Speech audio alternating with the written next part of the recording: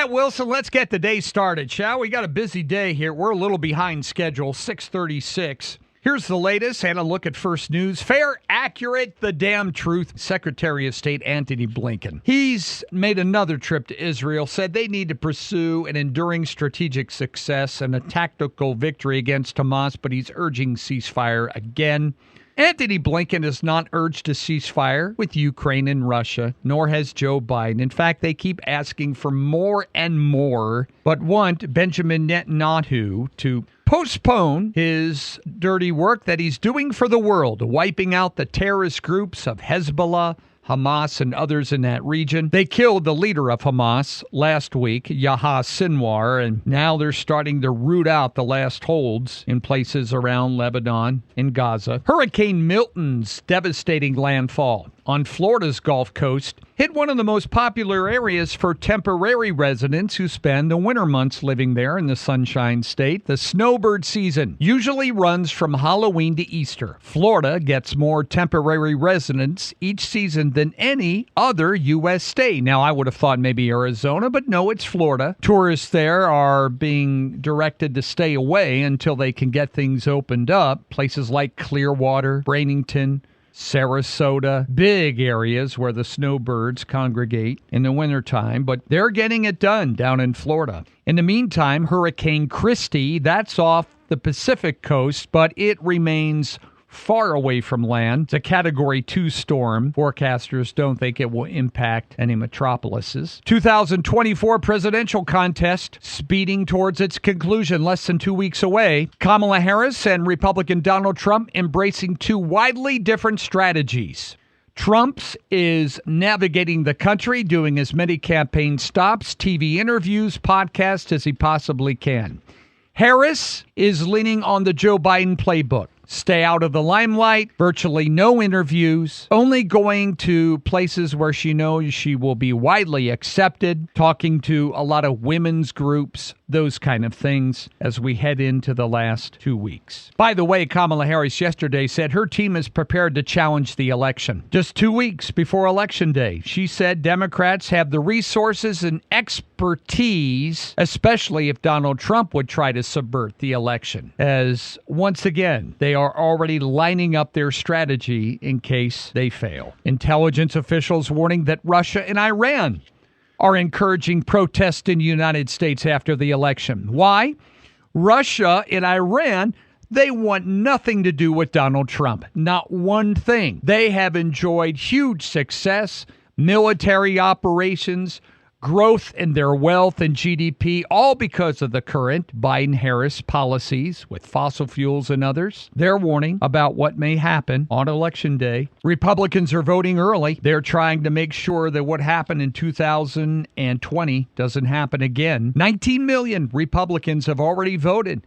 Big turnouts in some of the swing states. Georgia, even hurricane-ravaged North Carolina, setting records this year. One of the key swing states, Pennsylvania, Democrats have early voted more than Republicans by a tune of about 350,000, but that is way down from where it was in 2020. In Nevada, Democrats there for decades relied on robust early voting, but so far, 6,000 more Republicans than Democrats have casted ballots early in the state of Nevada. How people will vote is determined a lot by their education. New survey found that voters who are indoctrinated in college are more likely to back Democrats. According to Associated Press, they did this new survey, focused their attention on Pennsylvania and others, Penn State University and others. That's where most of their voters in the lower ranks come from. Big storm hitting the Philippines. Torrential rain set off by a storm there swamped some of their cities and towns. Widespread floods trapped people on their roofs, sparked frantic appeals for rescue boats and trucks. Tropical storm Trami is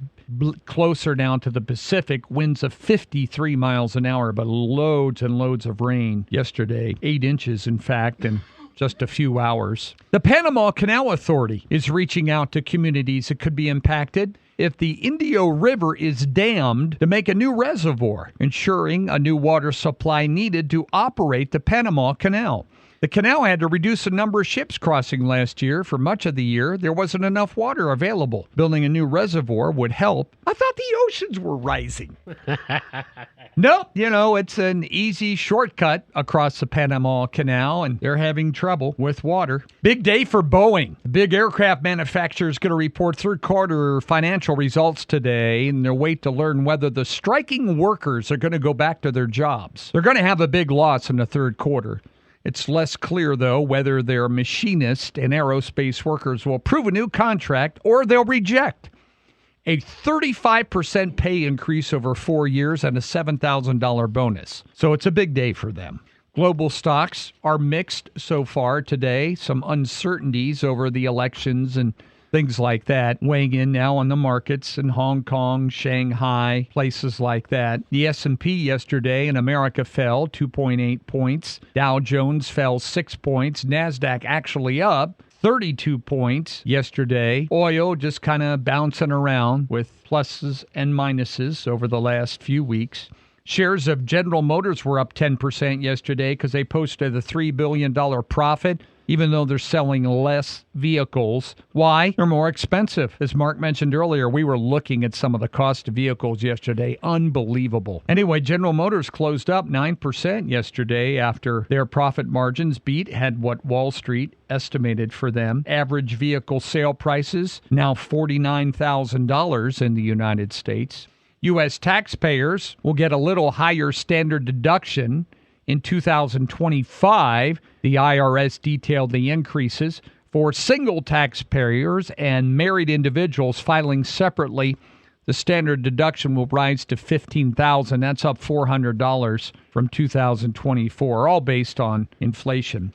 Disappointing start to the pumpkin spice season for Starbucks. Seattle coffee giant yesterday reported weaker than expected sales. Also said they're going to suspend financial guidance for their 2025 fiscal year to give their new chairman time to assess the business. Starbucks plans to release full results of their July through September period at a conference call today, but Starbucks said their fourth quarter revenue fell 3%. Weaker customer traffic in the U.S., China, and elsewhere. The new CEO said Starbucks' problems are very fixable. New report out by the World Resource Institute shows that rapidly expanding mining operations are causing destruction to rainforests and other protected areas, and it's raising carbon emissions. Well, I'll be a son of a gun. We need all those materials out of the ground to run all the electric vehicles to reduce pollution and the impact on the environment. Let me read that to you again. Expanding mining now is causing widespread destruction of rainforest protected areas and raising carbon emissions. That's right.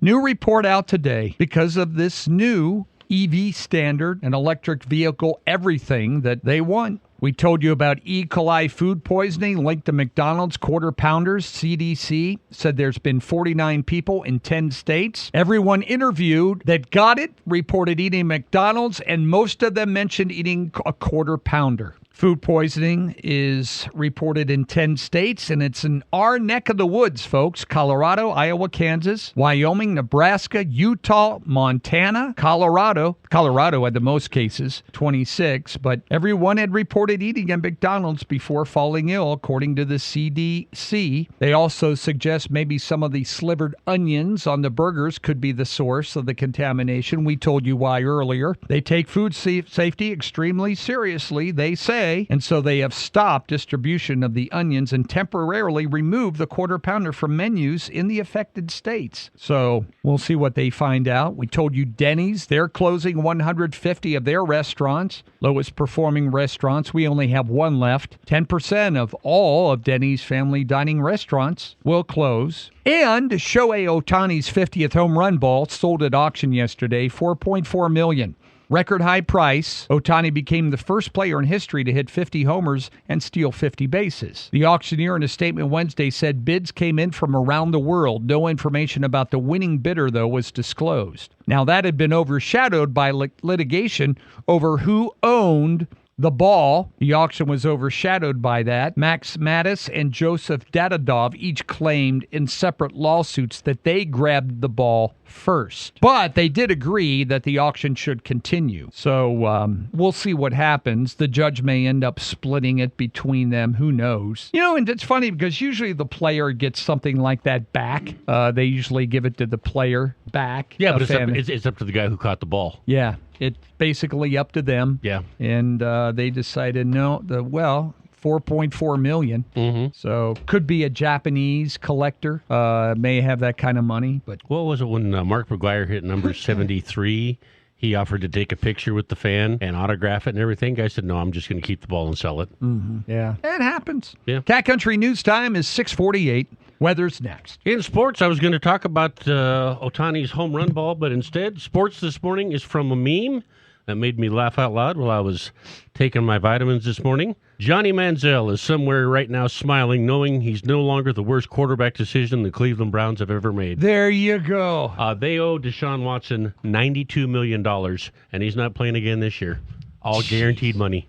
Wow. God. A little warmer today, 62 degrees, partly sunny skies, 56 Thursday, 55 Friday, and then we're back to the upper 60s over the weekend. Average this year, about 56, so we're right in there. A little chilly this morning, 35, 650, that's what's happening. Mark and Paul here together. Thanks for tuning into The Cat.